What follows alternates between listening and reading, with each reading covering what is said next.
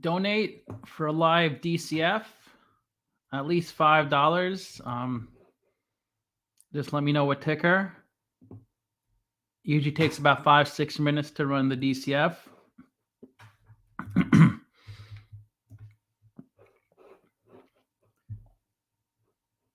I was thinking of shorting Apple.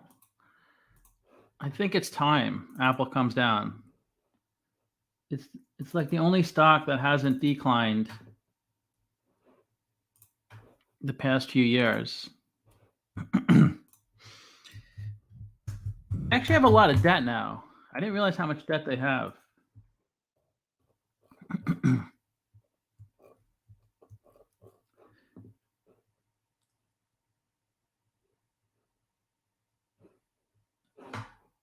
They have $100 billion of term debt.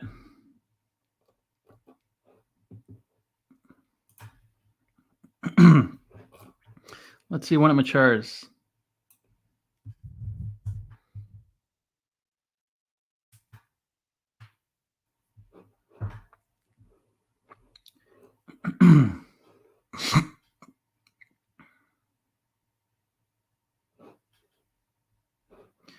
$106 billion maturing between 22 and 61.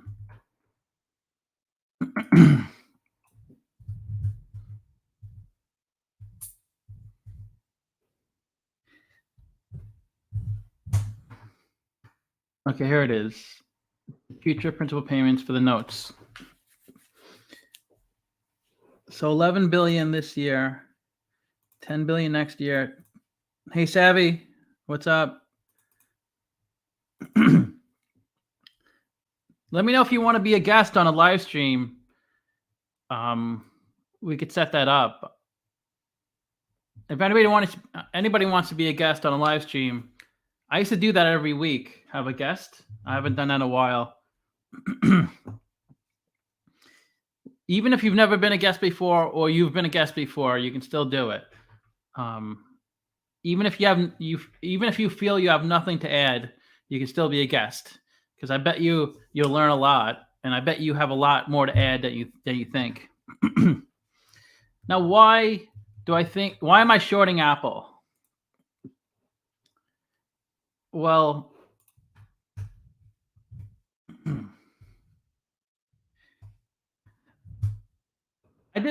I just did a video on Apple. It's gonna release on Tuesday, and I try to be as conservative as possible. I gave them the lowest WACC. The WACC range was like 10 to like 11.5%. I gave them a 10. I even gave them a pretty aggressive terminal value, like their growth would be a lot in the past 2026. And even with all that, I'm coming out with 108. So I think it's pretty overvalued, Apple.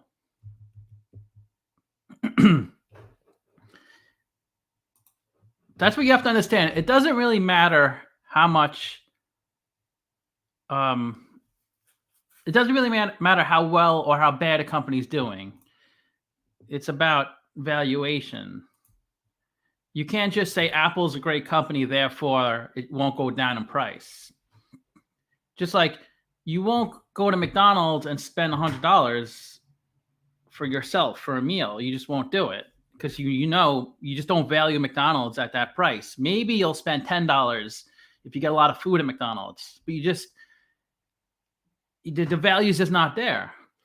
But if you go to like a top-notch steakhouse, you could justify spending $100,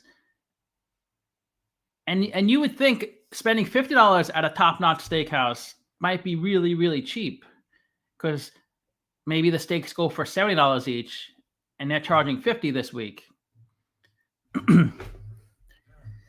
DCF Charter Communications. Okay, we'll talk more about Apple in a little bit. Let's do Charter Communications. And thanks for the donation. And that's £5, which is more than $5 US. I'm actually working on a video on foreign currency. And usually when I do a video, a non-DCF video, don't really get many views. But I'm gonna do it anyway. 13.5.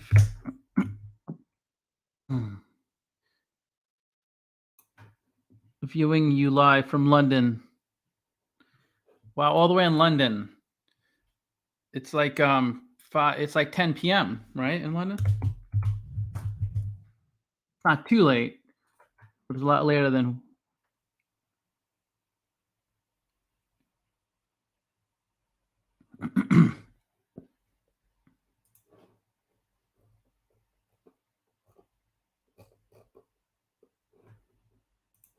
Let's look at that future.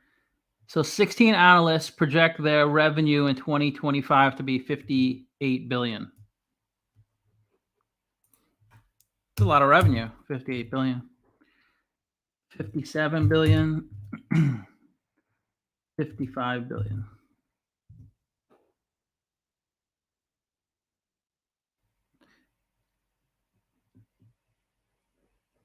Now let's Charter Communications. That's a REIT. Charter Communications, I believe. 358.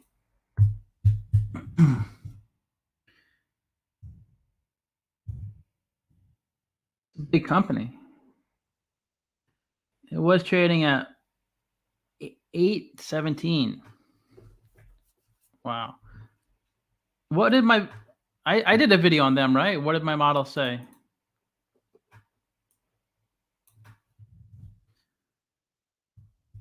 Lots of free cash flow.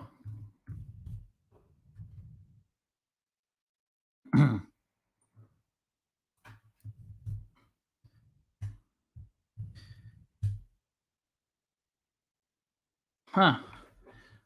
So 423.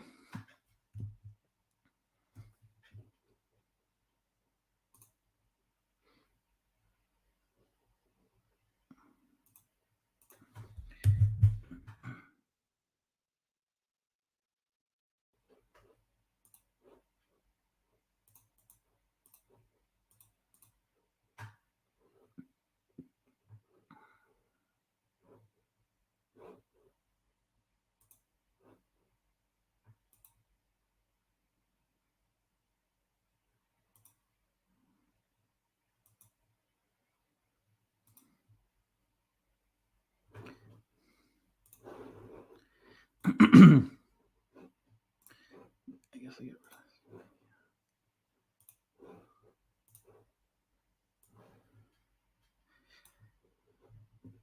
That's a big company.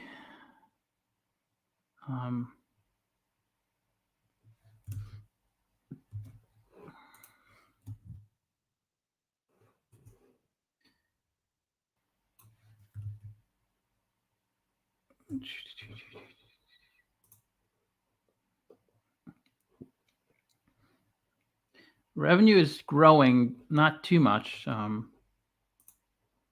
What do they do exactly? Oh, telecom services, not a REIT. What am I thinking? Stamford. I have family in Stamford.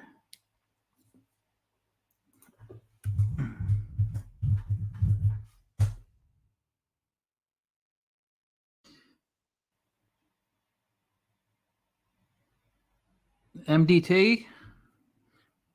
Is that Medtronic? Spectrum. Okay, Spectrum. I'm familiar with Spectrum. It's the second largest cable operator in the U.S. behind Comcast, and the third largest pay TV operator behind Comcast and AT&T.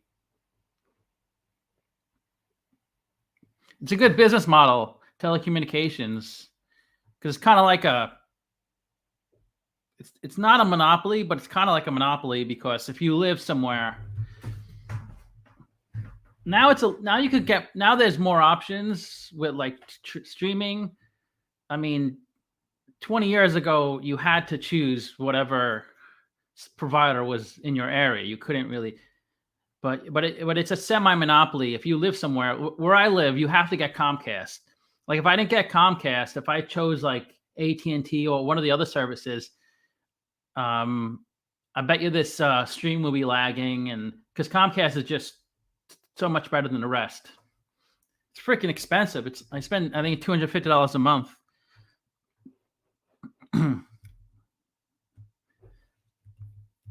But it's a good business model.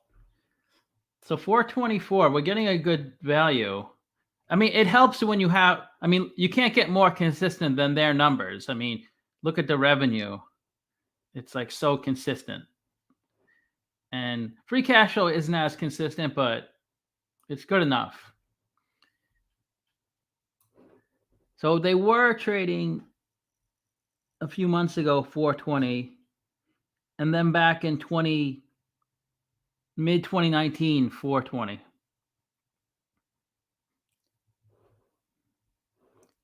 So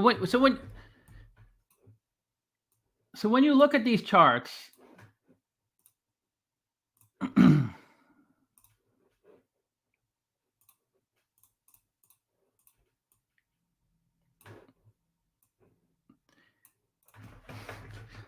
Medfast. So when you look at these charts, I think to myself, like, why this huge run up? And we know, I mean, this is their last 4 years of revenue. The company is a steady, it's like a turtle, kind of like a steady growth, which is good. I mean, that's generally what you want. You want stability, unless you're swing trading, which you don't make money that way anyway. So, I mean, this company is not like a Google, or, you know, you're not going to go from like 3 billion in revenue to like 10 billion to 30 billion to 50, you know, I mean, this company is kind of like a slow, so like this makes sense. This type of growth for the stock price. This is what you would expect when you see a, you know, a telecom company with steady revenue growth year after year. But you wouldn't expect a company like this to almost triple. What did they go? They went from under 300 to over 800.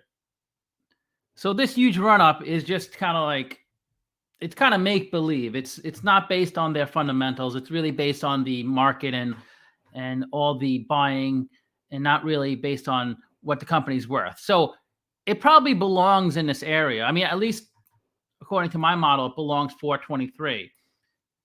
So if you got it down here and you saw this huge run up, I'm sure you wouldn't have sold it around here, because you would have been like, oh, I'm making so much money. But it should never have been up this high to begin with. I mean, it's not a, what is it, 55 billion market. It's not a $100 billion company at this point. So this is probably the appropriate level. It probably has some more run up to go. But it looks like a, hey Rick, how's it going? But it looks like you can get a good 10-20% return, and I don't think there's going to be probably much downside to the stock. And of course they pay a dividend. I think every telecom company pays a dividend. Plus you get your yield. And that's why you invest in like utility, because they have consistent, stable numbers.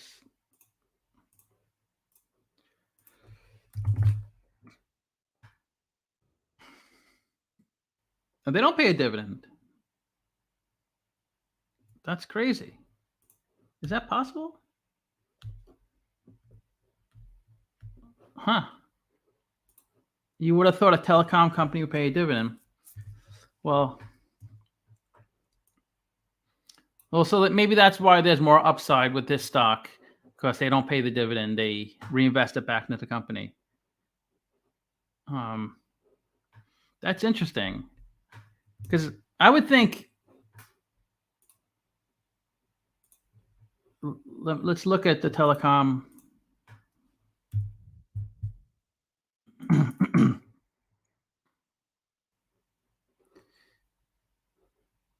Let's look at the telecom industry.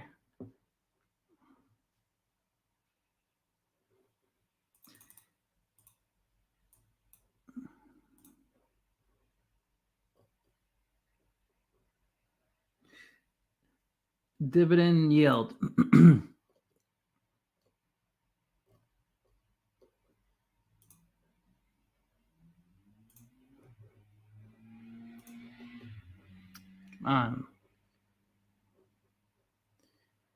T-Mobile doesn't pay a dividend either. That's it. Have they not? Do they?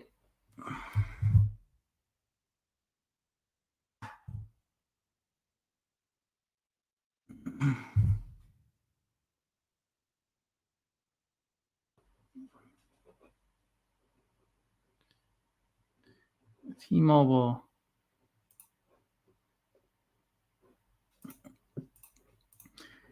I mean, I guess it's not really a utility company, but I would think they paid a dividend once.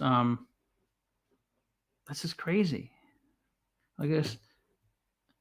Well, Comcast, Verizon pays AT&T, of course, pays a dividend. Charter doesn't. So it looks like it's maybe split 50-50, at least for the top. I mean, you can't look down here because these companies don't have much money to pay a dividend. So maybe it's like 60% of the top 20 companies pay a dividend.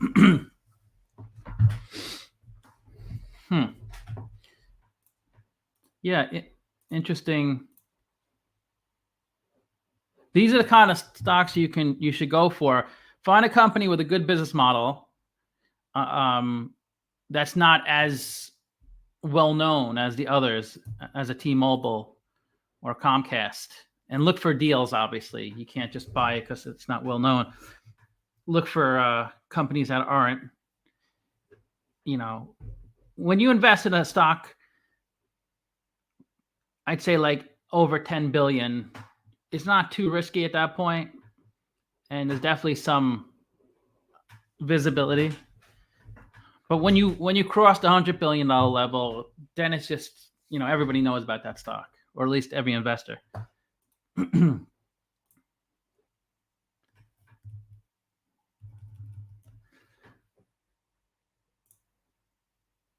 Let me show you the video I'm working on, which never gets many views whenever I try to do something different.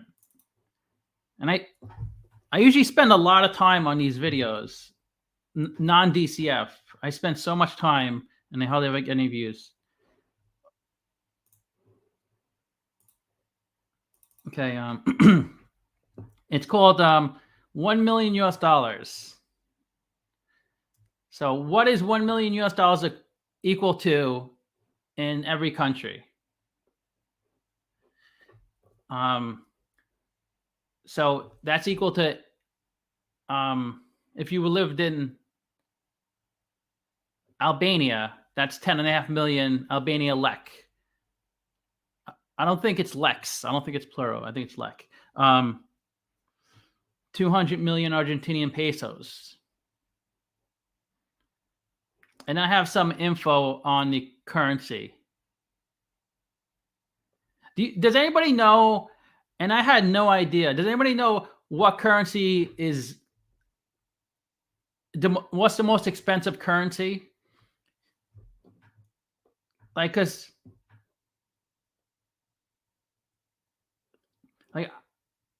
obviously our currency, I'm not saying the most valuable, because that's a different discussion, but what currency is the most expensive? Because like in the US, like $1 US is equivalent to like say $100 US is equivalent to like what is it, like 80 British pounds. So the pound has a higher value. It costs more, I guess. than the US dollar. So obviously none of these cost more than the US dollars, because 1 million US dollars is 1.5 million Australian dollars. So US dollar has a little higher value or a little higher cost than Australian dollar, and like a lot more than the Algerian dinar, because it's like 1 million US dollars is 136 million. So it's 136 times. That doesn't mean you could buy 136 times more, because a home for $1 million in the United States, in theory, that identical home in Algeria would also cost $136 million. And I know that's not going to happen, because I get it. Like, real estate is where it's at, its location. But so does anybody know? And I would have never guessed this in like 100 years. I always thought the pound was the most valuable, like cost the most money. And the euro cost a little less than the pound, and then the US dollar was third.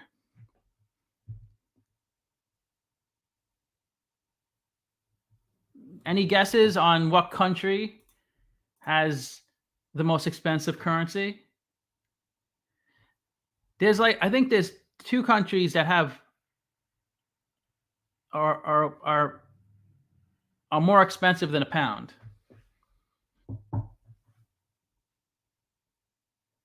And I think they're in the Middle East, both countries. So the second most expensive currency in the world is in Bahrain, the Bahraini dinars. So 1 million US dollars is 380,000 dinars.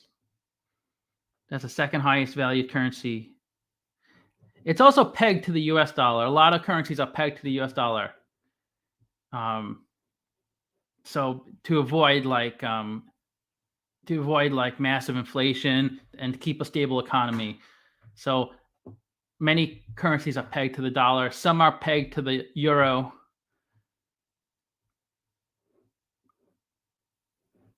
The Cayman Islands dollars, that's also more expensive than the US dollars. That's pegged to the US dollar.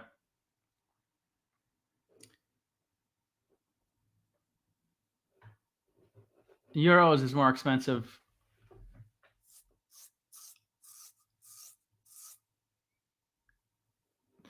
The Kuwait has the most expensive currency.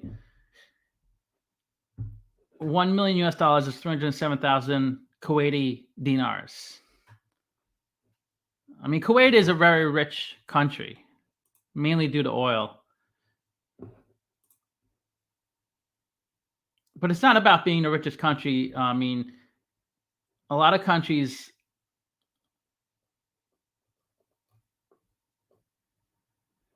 the pound, like 1 million US dollars, 800,000 pounds.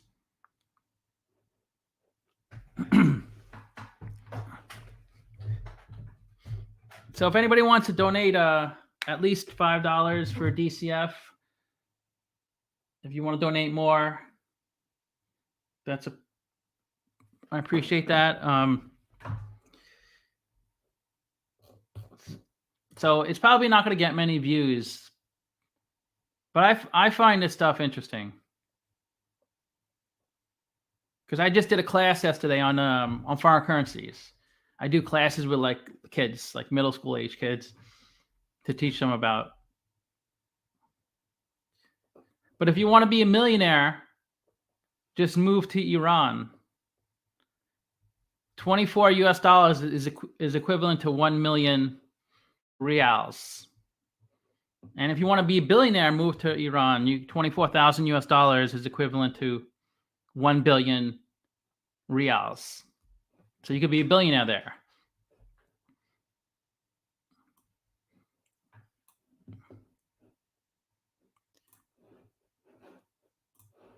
Okay.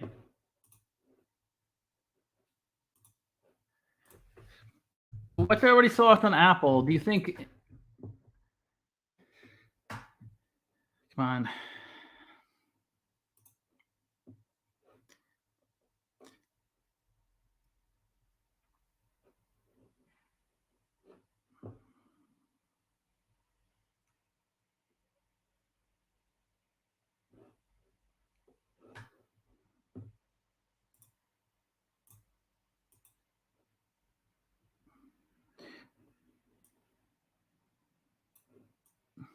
Oh, I was wondering. I couldn't figure out what was going on with Apple. I'm looking at. I'm like, Apple doesn't cost $1, but it's only from 81 to 2001. Look at that, Apple. You could have got Apple for Look at how it went down initially in the early 80s. It was down to 5 cents. That's due to stock splits, of course. Let's look at 2005 to current. So it's almost trading at its all-time high. That's not a reason to short a stock because it's trading at its all-time high. But if you want to short a stock, the best time would be when it's trading on its all-time high, because as the price goes down, there's more of a case to buy the stock. There's the better reason it is to buy a stock. The probability of you making money improves if you buy it as it goes down. But as it goes up, shorting it makes the best sense. And I'm not saying that you should short it. I'm just saying if you did a lot of due diligence and Apple was trading at this number in 2020 at 79, and you thought it was overvalued and you wanted to short it, as it goes up, your short case should be more and more appealing. The same reason if you wanted to buy Apple and you were really bullish when it was trading at 178, it's like you thought it should be 200, and then it goes down, then your thesis on buying it improves a lot because it's going down. It's more appealing for buying. So what's that stock? I can't read the ticker. It's Apple. So I just think Apple is due for a big downfall. I just can't. It's just way too high. And every other stock came down. All the big stocks, Amazon.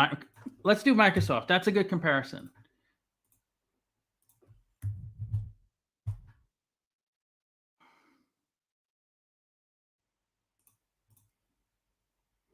Okay, Microsoft is kind of moving with Apple as well. Maybe I'll short Microsoft.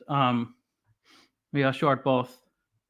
It's funny, they do move together. That's really interesting.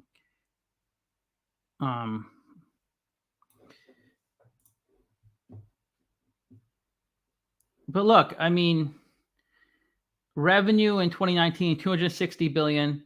It went up to 274, went up to 365, went up to 394. But in the trailing 12 months, it's come down. It's down to 387. Even if Apple grows at like a 2% rate, which is low for Apple, the stock will go down because they're expected to grow at a much faster rate. I mean, they're not going to grow like they used to grow 25, 30% a year, but growing at 10% is what's kind of expected with Apple, at least. And they've been averaging, I think, 10% the past 5 years.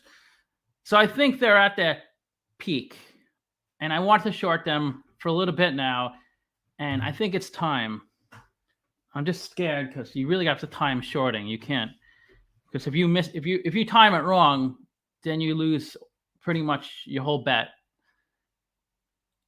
Like if you're a month, if you identified Apple as a short and you were correct, but the stock fell 3 months from now and your short only went out 2 months, like the option expired of 2 months, you lose everything. Udar, what kind of work do you do?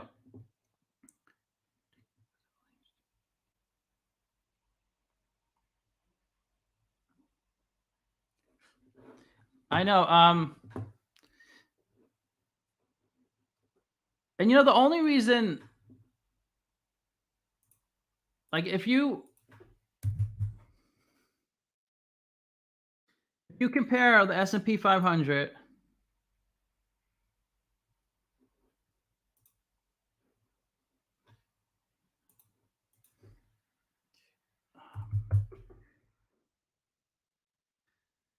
Berkshire Hathaway and Apple. Look at, and this is just in 5 years, in the past 5 years. So Apple's up about 300%. S&P 500 and Berkshire Hathaway up 55%. They're almost identical. The only reason Berkshire Hathaway is up even 55% and not up, it should be up like 20% or 10%.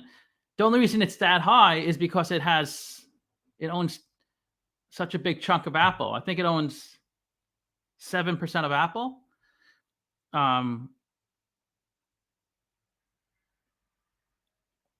So that's why it's even that high, because it owns so much Apple.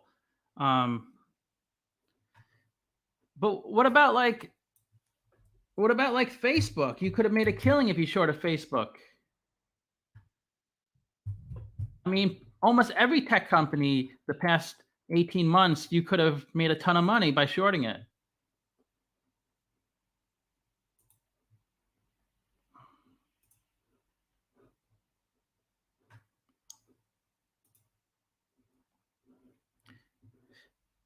I mean, it was like $400 a share at one point, Facebook. And then it went down to like 86. I mean, granted, August. So in 10 months, it went down like 70%.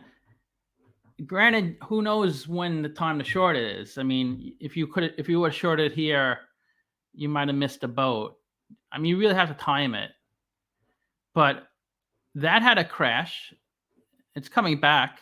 I think it will go back to that point. It will take about 2-3 years, because going down happens fast. Like, I remember COVID, and in like a month, the market crashed 30%. So the crash could be real fast. It could be like in 2, 3, 4 months, goes down 50, 60%, but it could take years to go back up. And the market always goes up over time, historically, but it just takes longer. I think I did a video on that.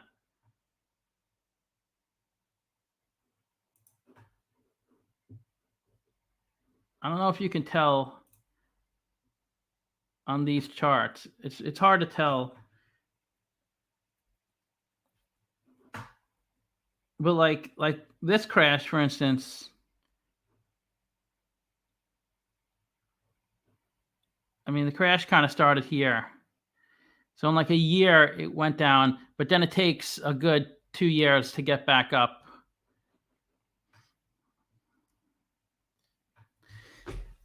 There's some websites out there. You can look it up, how many months for the market to retract and how many months to recover. And the recovery is always at least 2 or 3 times longer than a crash. I mean, the Great Depression, I mean, that took like 15 years to come back. Just buy SQQQ if you want to short the market. Well, I'm not saying I'm not saying I want to short the market. I'm saying I want to short Apple.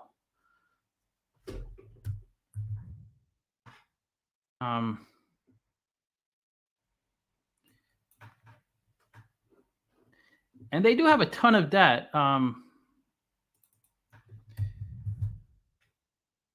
Let me show you.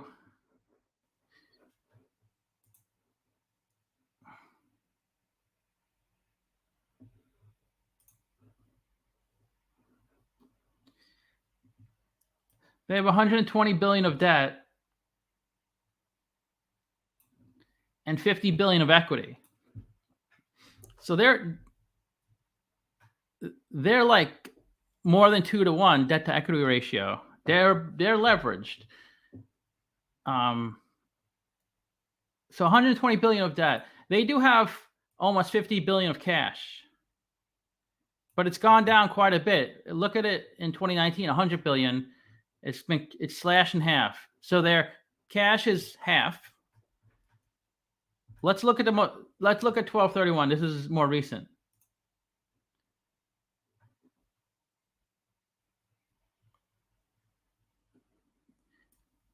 $51 billion of cash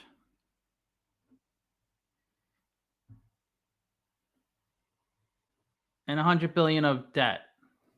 So that's $60 billion of net debt. Net debt is debt minus cash. So if they use all this cash to pay down debt, they have $60 billion of debt.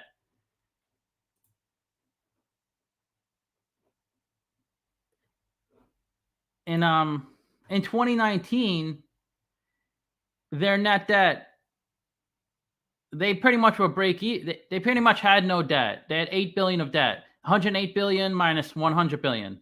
So 8 billion. 2020, 112 minus 90. So 32 billion of debt. 124 minus 60. So 60 billion of debt. Now they're at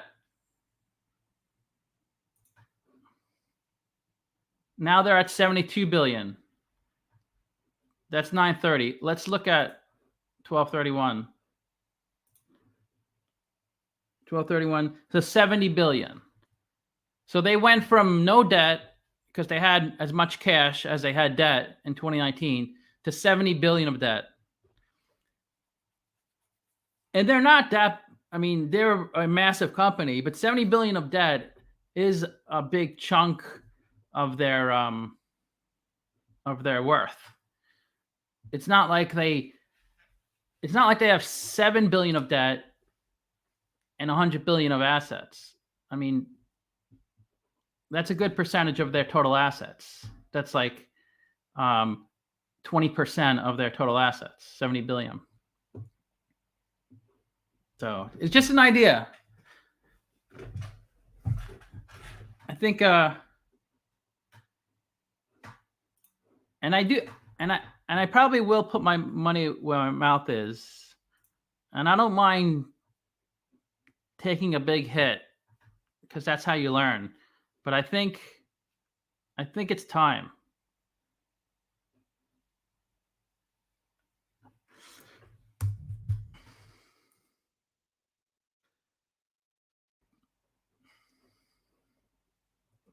Let's look at Microsoft.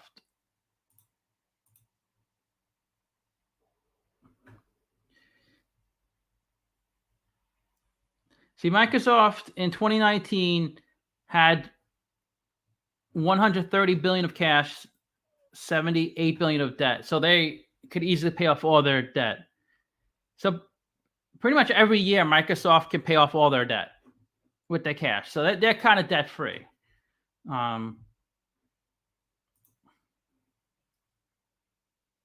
But this is what people say, like after like somebody goes bankrupt, like Silicon Valley goes bankrupt, and then people say, well, it was obvious because they had all these long-term assets that matured in 10 years. So it was obvious they're going to go bankrupt. So after the fact. So if Apple drops a lot and people say it was obvious, look at all the debt they had. You could always go back and pinpoint something. When everything is smooth, things are going right, then you never look back. You don't like ever, even if you look back and see something negative, you just kind of say, well, it's not that bad. They're Apple, they can do this. So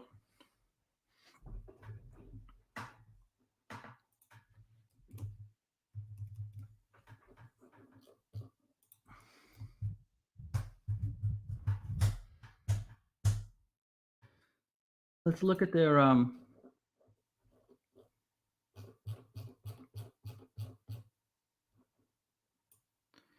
and Apple would never go bankrupt. I'm just saying they're overvalued.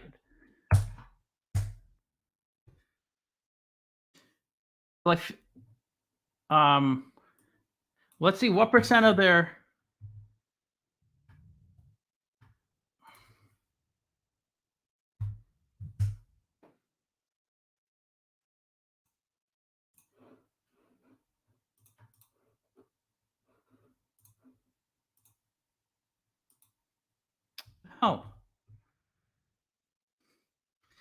the iPhone iPhone sales is 205 billion.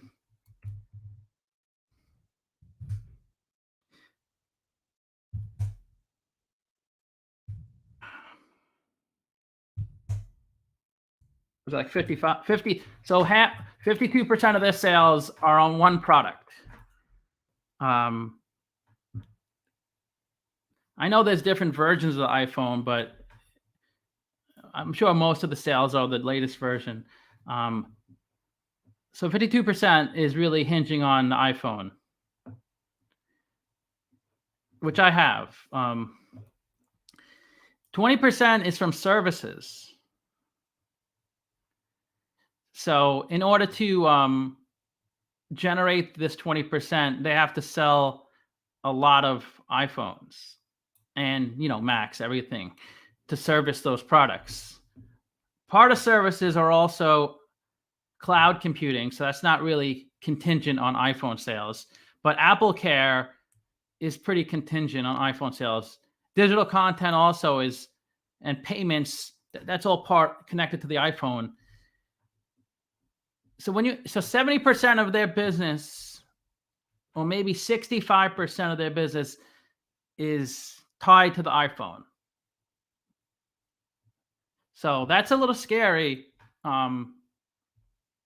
when so much of your business is tied to one product. And it is one of the greatest products out there. And I've had every version. Well, not every version, but so I don't know. It's just a thesis. But let me know in the comments. No one's really commenting. I get a little anxiety when I think no one's here. Let's do a raffle to see who picks the next DCF.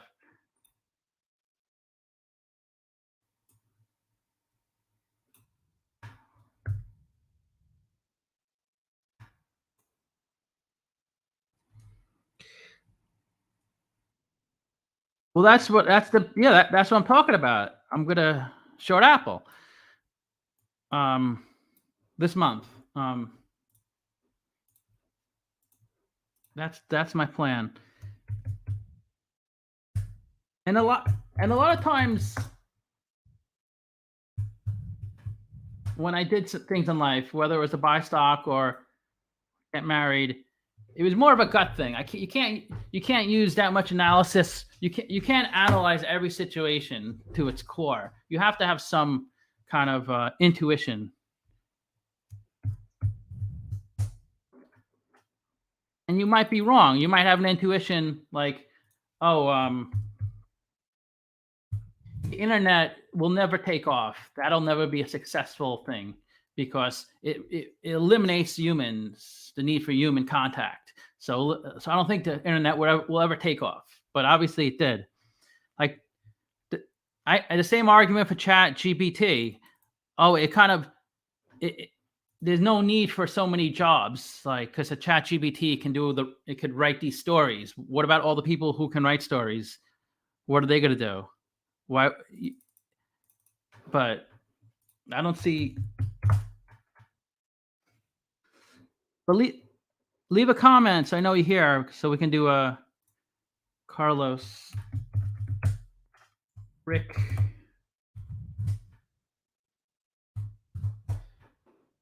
Rick, I thought you could email me. What did you want to talk about?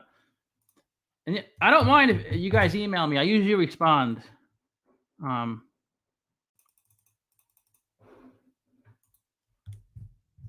Smurf.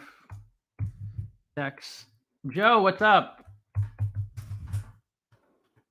Joe comments on my videos a lot, which I appreciate. It's Guy, right? Guy, not Guy Holthy. Am I saying that right? Yesero.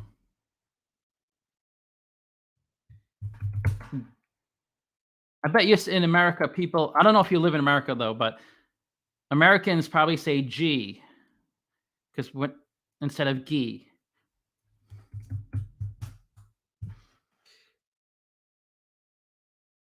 Isn't Nvidia an easier short?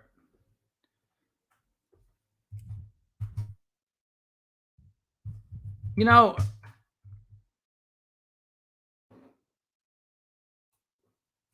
this is this is my theory on it, and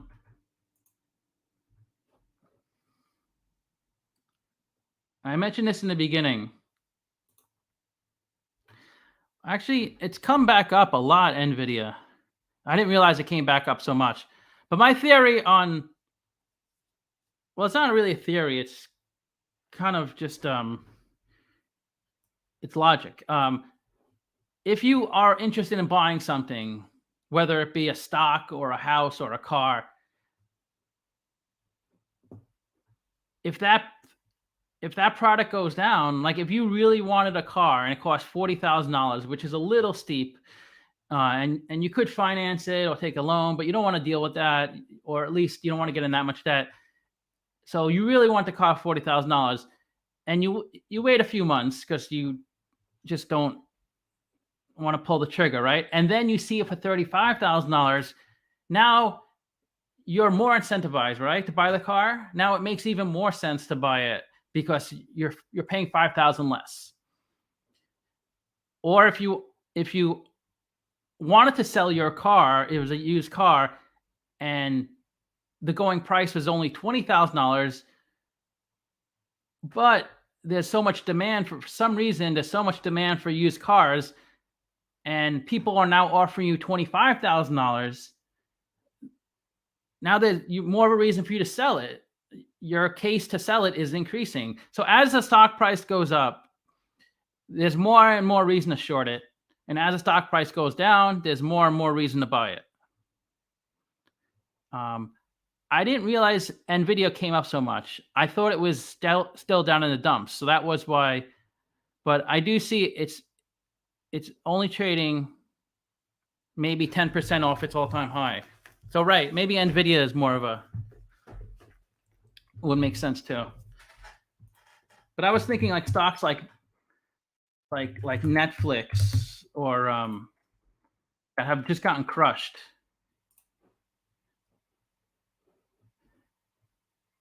So if you want to short Netflix, you might make a lot of money shorting it, even at this level. But it would have been a lot better if you shorted it when it was 500, 600, 700. Not now, but yeah, Nvidia, God, that's just a monster. I didn't realize it came up so much. I should have realized it because I did do a semiconductor video, and their market cap was, I remember when I did it a few months ago, a video, their market cap was like 400 billion, and now it was getting close to where it was at its peak. So I guess that should have been a clue. I didn't really pick up on that. So Nvidia, what's your favorite semiconductor stock? Why is this not working? Okay. So you have Taiwan Semiconductor.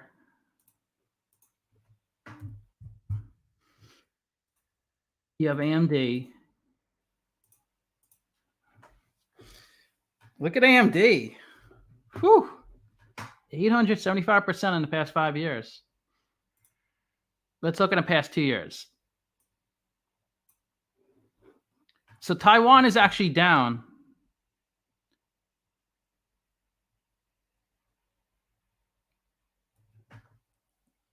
It's so easy. Hindsight is so easy.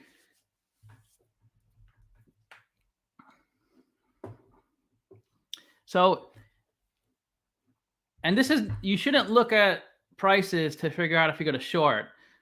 But if you if you did your research and you were like, I really want to short one of these 3 stocks because I think they're all overvalued. And if you looked at this chart for the last 2 years, it does imply that Nvidia would be the stock to short because it's come up. Assuming you want to short it already, you don't. Where Taiwan Semiconductor, it's already come down, so the window to make money is now closing on you. Um, but that's just a really kind of like high level logical way to think about it. But it's so hard shorting. Like you just really have to time it. I've only made money a few times with shorting. Other times I just lost my investment.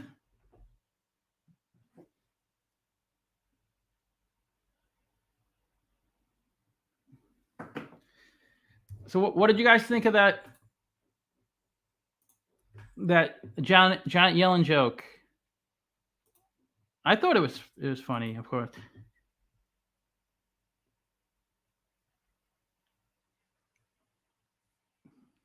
So, Guy, did you sell the stock short or did you buy options or something else? But those are the two common ways.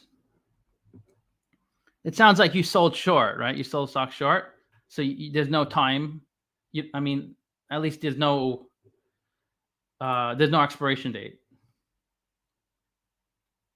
So how come Janet Yellen's relationships end so quickly? Because after a couple of dates, her boyfriends quickly lose interest. Get it? Interest? As if on a loan, like interest. Uh, yeah, I guess that's the way to do it.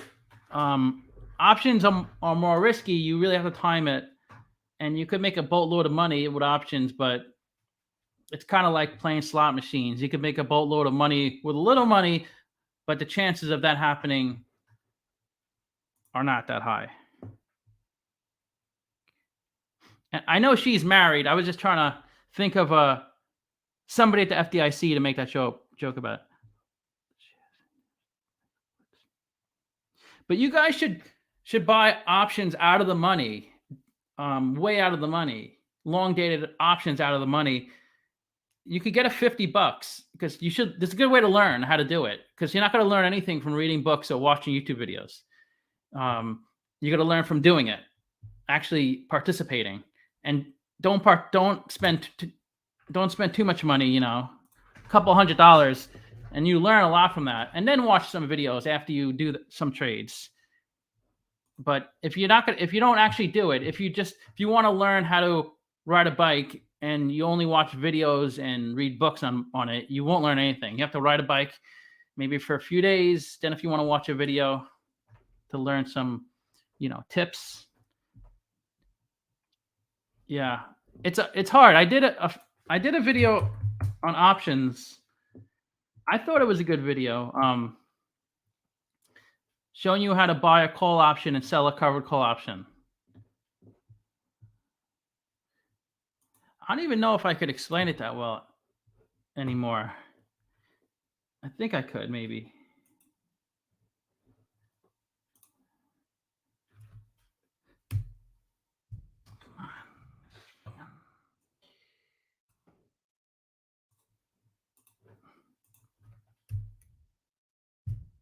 Oh, I'm up 128%. Nice. That's awesome. So one option contract, whether it's a call or put option, equals 100 shares. So that's a nice thing. That's what you call leverage, because you could just buy one option contract and control 100 shares. So if you buy 10 contracts, you can control 1,000 shares. And for stocks that trade that are several $100s, you can control literally hundreds of thousands of dollars with only a few $100s.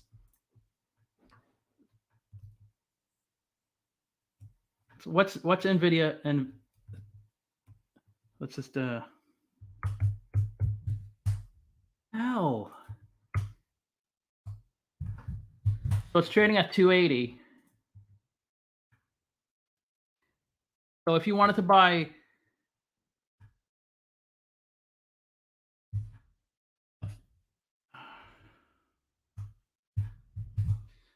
a $350 call,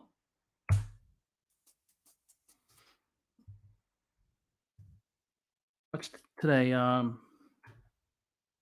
April.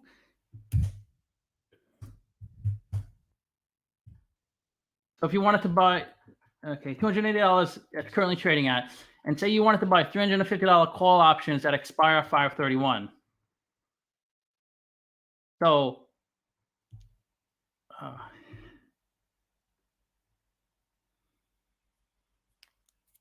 I don't know. I'm just gonna make it up.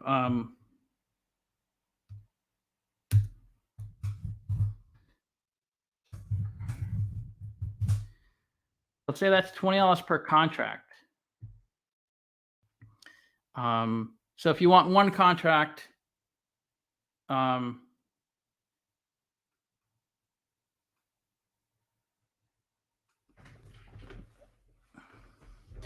it would cost you $2,000.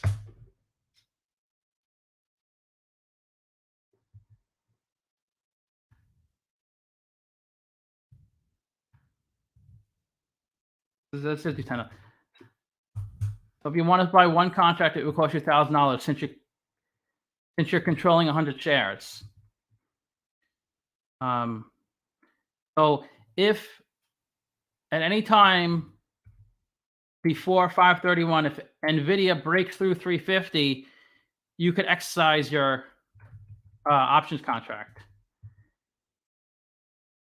So let's say it went up to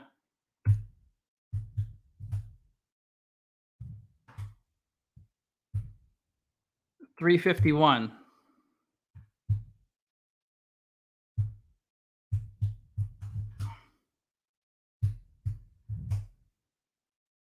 You could sell the contract for $100, which isn't a lot, right? So it would need to go up to 360, the stock, for you to make any money, just to break even. But once it hits, everything past 360 is gravy. So if it went to 390, it has to happen before 5/31. So if it happens, say on 4/15 or 5/15, it doesn't matter. It has to happen before 5/31. So if it goes up to 390, you make $4,000. So every dollar past 350, you make $100. So you can see how the growth kind of becomes exponential. That's if you bought one contract. If you could buy multiple contracts, you could buy 2, 3, 4, 5 contracts. That's really the simplified version of it. I mean, to get more, you should watch the video. You get more information. But the more complex version is it's an active security, so it doesn't actually have to go up to 350 NVIDIA for you to make money. Because say it went up to like 340 and it was like on May 1st, the contract then has a lot of value because the contractors probably can sell for more than you bought it for 1,000. You could probably sell the contract for probably like 2,000 in the open market because it's so close to 350. And if somebody buys it for, say, somebody on May 1st buys it for $2,000, there's a potential for them to make a lot more money if the stock goes up to like, $400 or something like that. But on May 31st, if NVIDIA is trading at 340, the contract is pretty much worthless because it doesn't have much time to get up to your call price.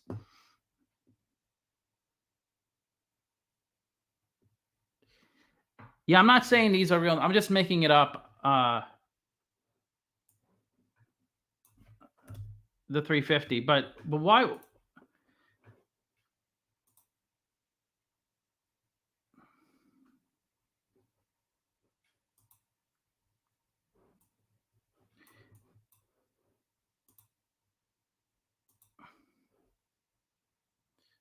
Yeah, I guess it was never 350. But like I said, that was just an example, just to show you the numbers. Maybe 320 would be a better example, but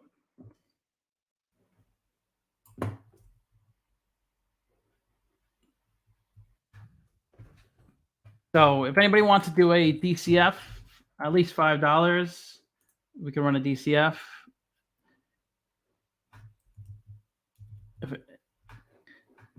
I mean, the Apple short, it's very contingent on something bad happening with the iPhone, like a security breach or sales go down a lot, or if there's like a fire in one of their main factories.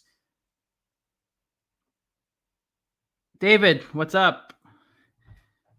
Is this the first time you're joining? It's not the best content. I mean, what I mean, not the best content. It's not the most fun content because I'm not the best at presenting.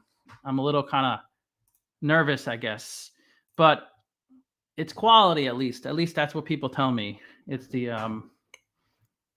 I think at least if you watch my videos, I get really deep into financial statements because I understand them pretty well,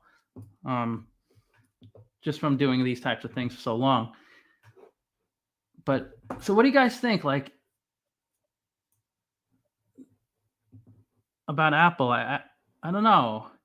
If Apple goes down 50%, I guarantee so many people, YouTubers, people on CNN are going to say, well, it's obvious. It's obvious because look at this. Look at this on their financials. They're 50% of the companies is banking on the iPhone. That's too much. You have to spread revenue throughout your products. If you have so much focus on one product, of course there's so much risk. So anytime something really bad happens, then people can like focus on reasons why they knew it was coming. It was so obvious. Or the opposite. If things are really good happening to a company, then they go, well, look at these. Of course, Apple stock went up 30% the past few weeks because look at these sales. They grow year after year. If you only focus on the positives, or it's like a lawyer. You can make anybody innocent or guilty. ASO.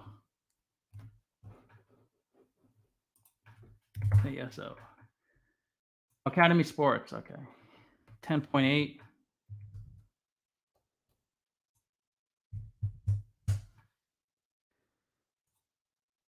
Because you could give me any ticker, and if you want me to make it like the stock is extremely undervalued, I can do that.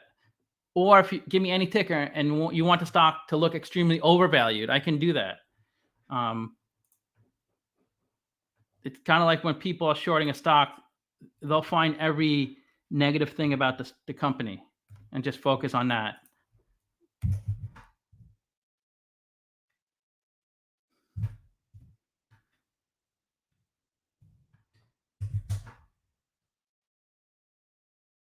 Thank you, Guy. Thank you for agreeing. Did anybody understand my brief explanation on options?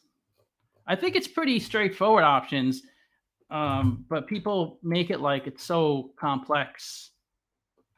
It's just using leverage.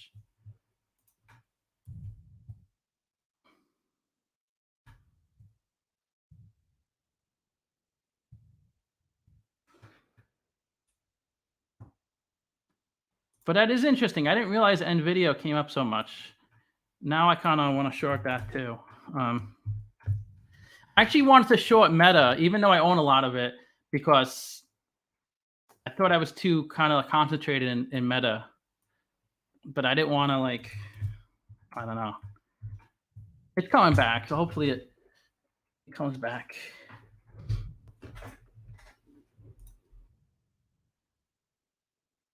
$109. Let's raise the whack a little bit. Let's give them the higher one, 11.5.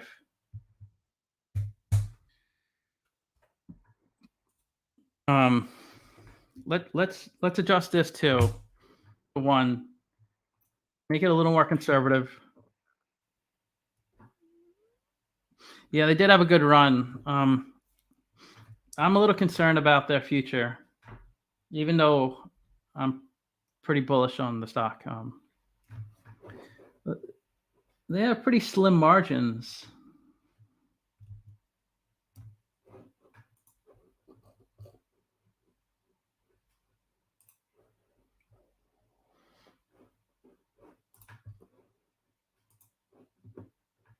Does anybody play sports or work out? You ever hear of like muscle memory? Like if you had the ability to do something at one point, if at one point you could bench 250 pounds and then you stop working out for a while and now you're down to like 170, just the fact you could have benched 250 at one point, you're more likely to do it than if you never benched that at all. Or in sports, if you can run like a certain distance, like if you could run a 5-minute mile and then you stop working out for a long time and you start it again, you're much more likely to run a 5-minute mile the second time around than if you've never ran it before. So it's like that with stocks. If they ever traded at, well, they're trading at all-time high, but like if they were down in the 30s and they were 50 at one point, just the fact that they were 50, it's like muscle memory. People just, a lot of investors give faith in the company that they could get back up there, but they haven't dropped at all. That's really impressive.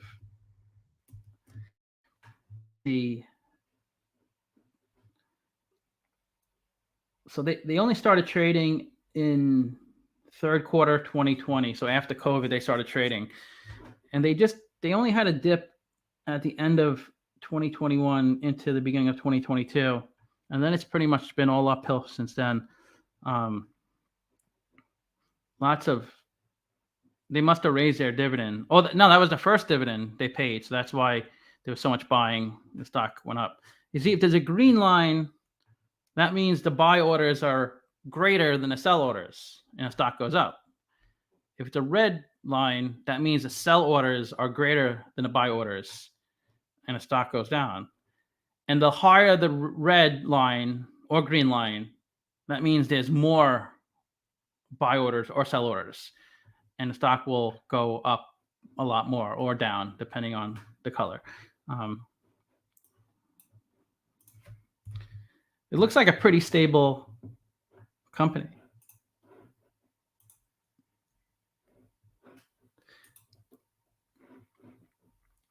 They have nice revenue growth, although it did drop. Anytime you see a company's revenue slow or even worse drop, that is not a good sign. You might want to find out why, but that could be an indication that things are kind of stabilizing. And if free cash flow or operating cash flow is declining since 2021, I mean, I would stay away from this stock. It's trading at all-time high. It doesn't have much upside. Just from looking at the numbers, but you might want to look at yeah, high short percentage. Yeah, I'm not surprised. It looks like it's kind of like Sure. You ever see that game on The Price is Right, the over under game, when they turn over like a 5 of hearts, the contestant says higher or lower, and obviously 98% of people would say higher, because you don't have any information about past cards pretty much. And if the next one is a jack of spades, then you say lower. There's many more cards that are below a jack than above a jack. Of course, there's still a chance you get a queen, king, ace, or jack. So if you go lower and it's 4 of diamonds,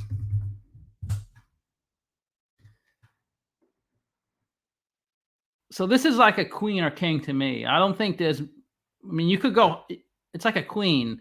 You could say higher and you could get a king or ace, but I don't think it's, the probability of it continuing up is not that high.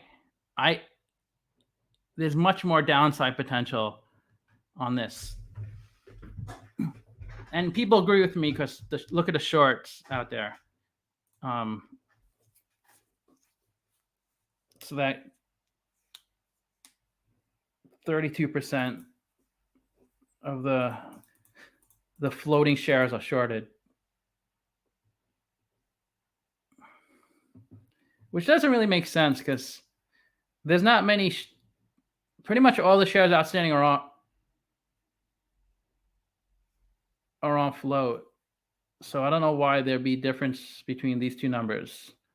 They should be almost identical, like these two are pretty similar. But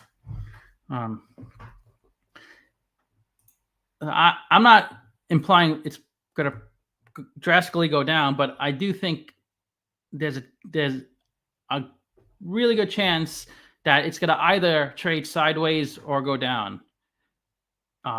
There is that chance you get a king or ace and it does go up more, but I think at this point it's more likely to trade sideways for a number of years or even come down a little bit. The run is over.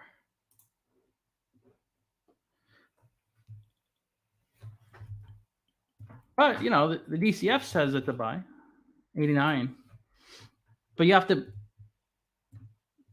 They are paying a dividend, so that does reduce the value of the DCF. So since they're stripping out the cash flows to give to the investors in the form of a dividend, I would probably notch this down to like an 80,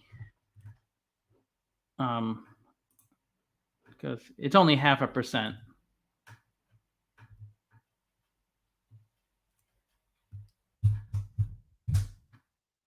$85. It knocked it down to 85.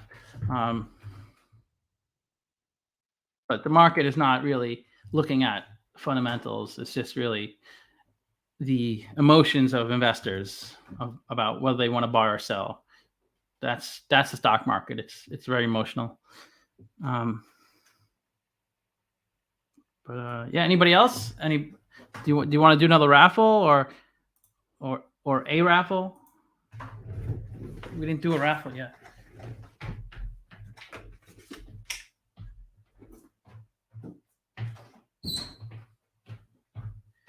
Let me know if you're still here, so I can put your name in the raffle, and then whoever gets picked. David.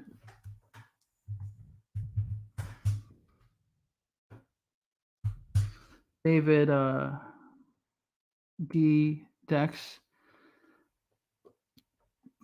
So everybody's here. Oh, Ed. I didn't see that. Ed.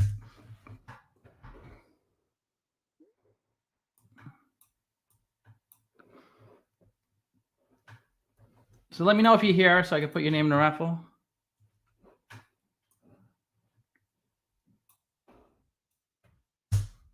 $15, Ed. You just get a free DCF. You could pick a ticker of your choice. Sushane.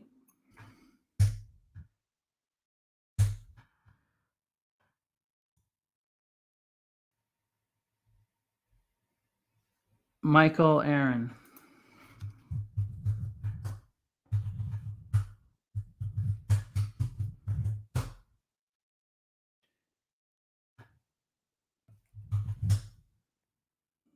Go back to this. 11, Joe. 6, Carlos. Okay, Guy, thanks for stopping by.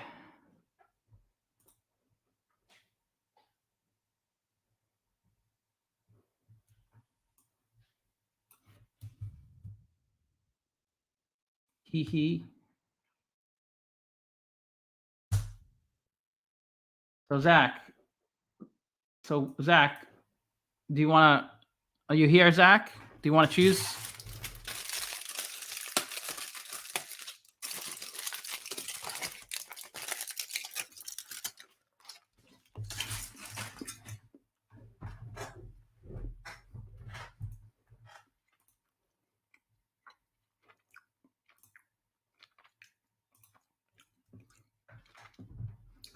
I'll keep going if you don't choose, Zach.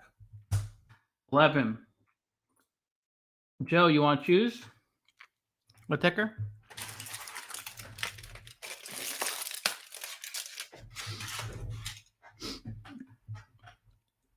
Joe or Zach,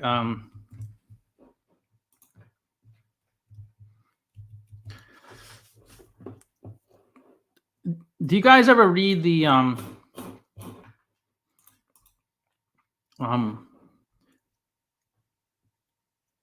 risk factors?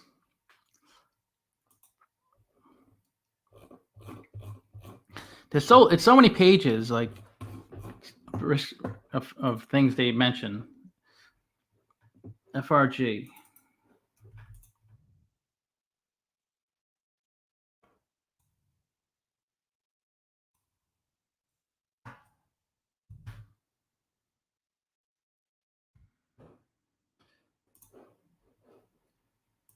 FRG.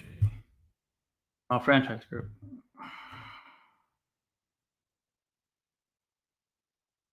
Wow, that's a 19. Sheesh. They received a bid from someone who wanted to buy the company for $30 a share.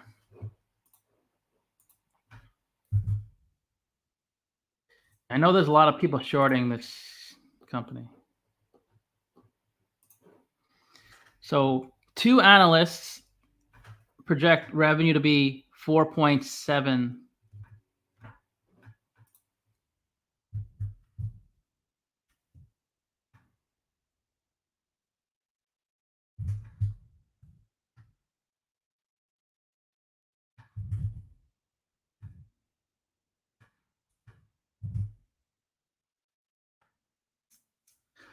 FRG.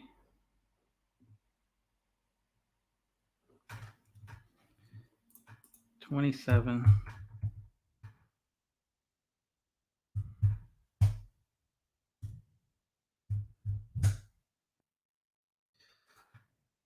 Let's see.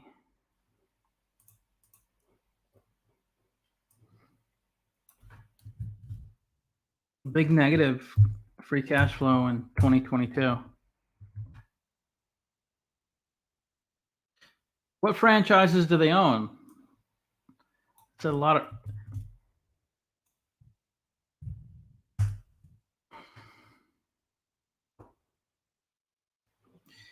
of. Oh, it's a SPAC.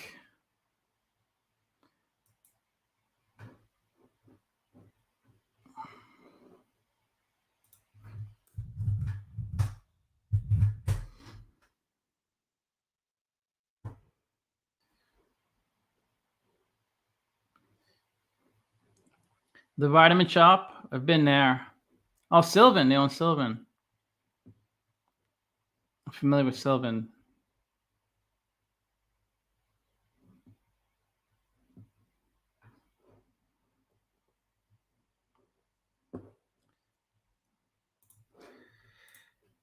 I'm at 13. It's this big negative that really drags it down.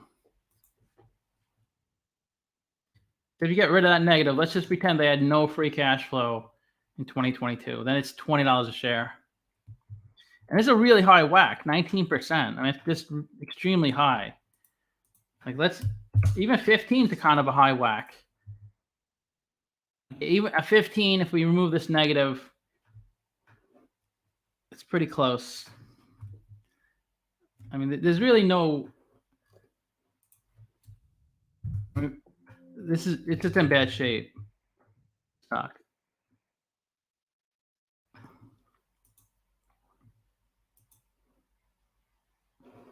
God, it's such a high whack.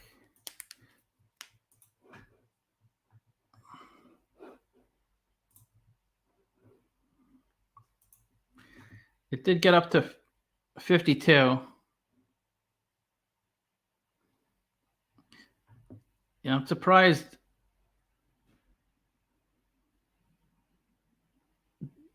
Oh, COVID, it got down to like $6, $7 in COVID.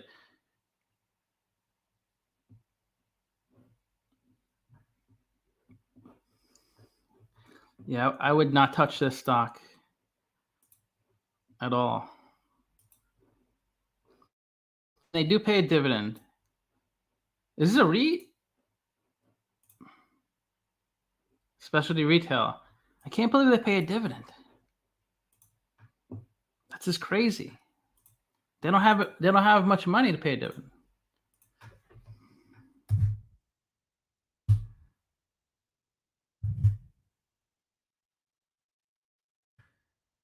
Oh, they've been paying all along a dividend.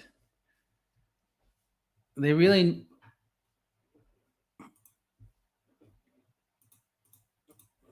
I guess they want to attract investors. I guess they did have positive free cash flow, but it's just really not. 2020 was good. Obviously, 2022, they took a big hit. They use a lot of debt to run their business. This is like a company like this. Look, it's just like the Wild West. Like these guys are running this thing to the ground. They probably make a ton of money. They probably make hundreds of thousands of dollars each in salary or bonuses or options. But there's no benefit to like running a business well these days. You just got to be crazy, and eventually the shareholders get hosed. But how come they lost cash flow with their biggest revenue year?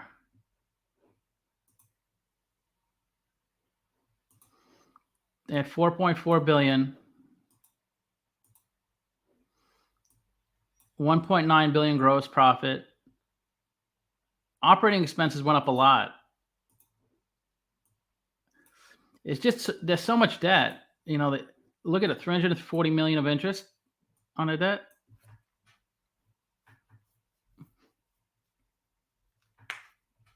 Which is like, it's just doomed. This company's just, they don't stand a chance.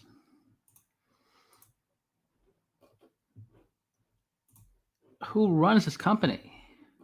It's terrible. Brian Kahn.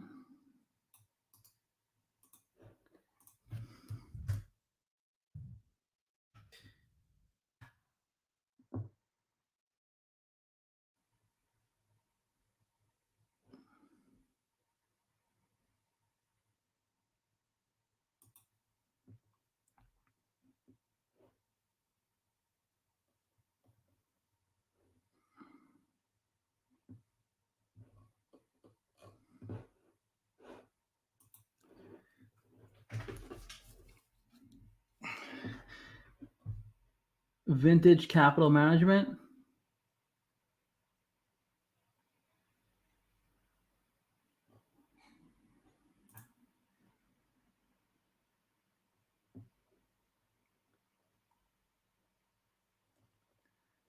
He's gonna ruin this company. Sheesh.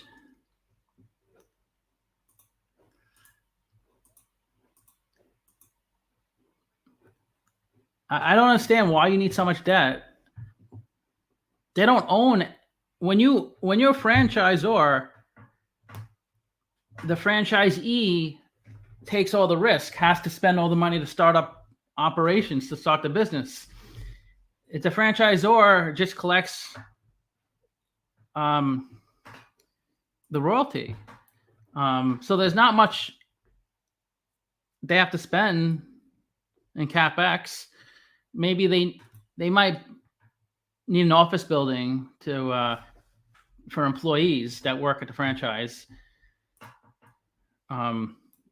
Maybe they're also running some of the franchises themselves, like because sometimes the franchisor operates franchises also. Like McDonald's Corporation doesn't run any McDonald's. It's all franchisees. But there are some franchises where the franchisor runs a lot of stores themselves. Or if a franchisee is kind of not struggling to stay in business, the franchisor may take over that operation or buy it from them. Because it's just a holding company that acquires and manages. Oh, it's not a franchisor. It's just a holding company. It just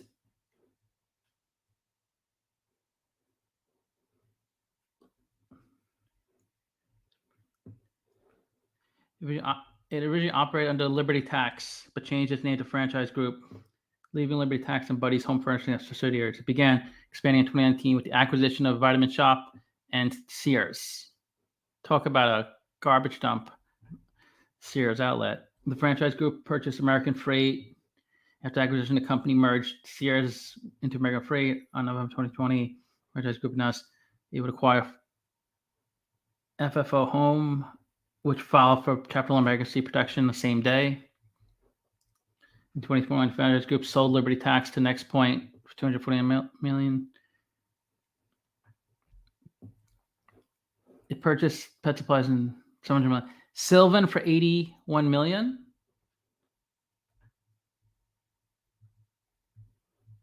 Because I used to run a mathnasium franchise, which is similar to Sylvan, and they sold the franchise to some like invest. I don't know what company. I don't think it wasn't a publicly traded company.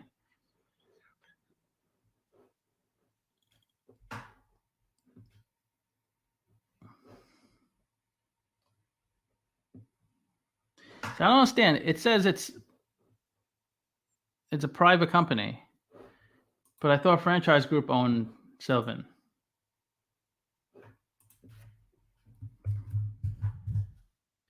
Okay, right here, Franchise Group Inc. owner.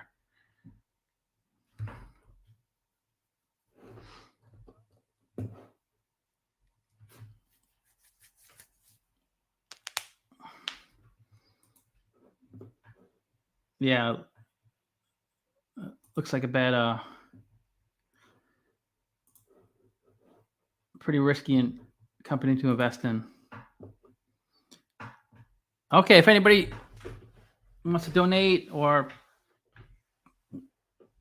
talk about anything, let me know. If not, I guess I'll close out now. Thanks for joining. Try to watch the videos and comment and subscribe, all those things. Let me know in the comments of any video if you want to do a video of another ticker. Okay, I'll talk to you later. Thanks.